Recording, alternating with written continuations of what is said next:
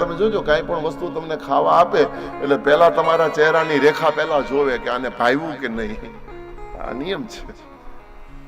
એ તરત એનો ચહેરો ઓળખી જાય. મોઢું બગડે એટલે તરત કે કેમ. લક્ષ્મીએ કીધું કેમ. નારદે મોઢું બગાડીને હલાવ્યું. દેવી નથી મજા. કેમ શું થયું? બોલે હવે દેવી તારા હાથની પ્રસાદીમાં ક્યાંય મીઠાશ રહી જ નથી. એટલે બોલે તને તો ક્યાંય વધે એ શબ્દ સાંભળ્યો એટલે લક્ષ્મી વધારે શું વાત કરે. બોલે તારા કરતા તો તને તપમાં ક્યાંય વધે. પૃથ્વી લોક ઉપર કાળા માથાનું માનવી, તું તો વૈકુંઠની સમ્રાગીની, પણ એની આગળ તારો કોઈ કલાસ નહીં. કોણ છે એવી મારાથી આગળ જનારી?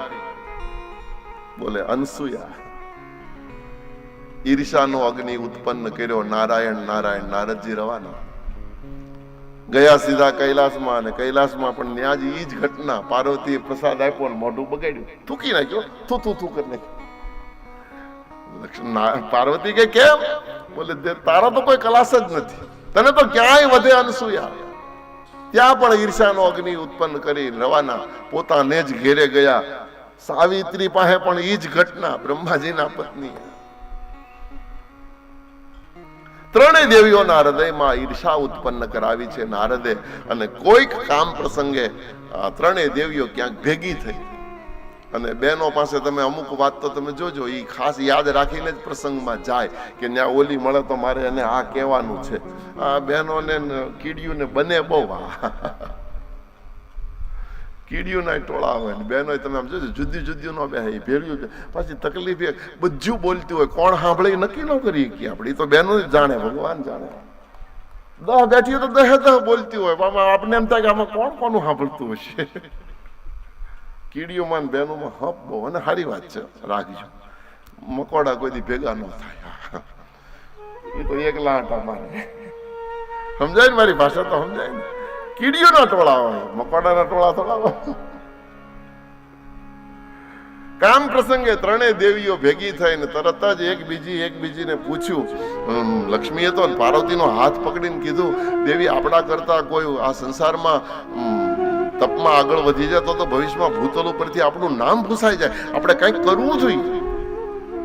પાર્વતી કે શું કરીએ? પણ ત્યાં સાવિત્રી આવી. સાવિત્રીને કે સાંભળ, આ લક્ષ્મી કંઈક કહે છે.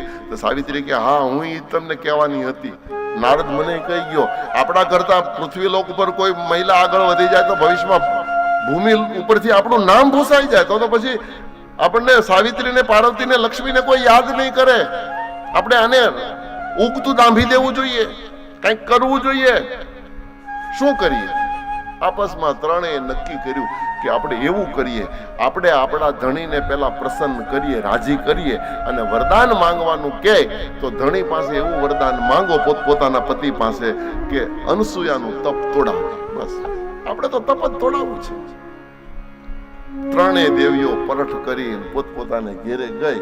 અને અહીંયા લક્ષ્મીજીએ ક્ષીરસાગરમાં ભગવાન શેષૈયા પર સુતાતા અને લક્ષ્મીજી એવા કુણા હાથે પગ દબાવ્યો.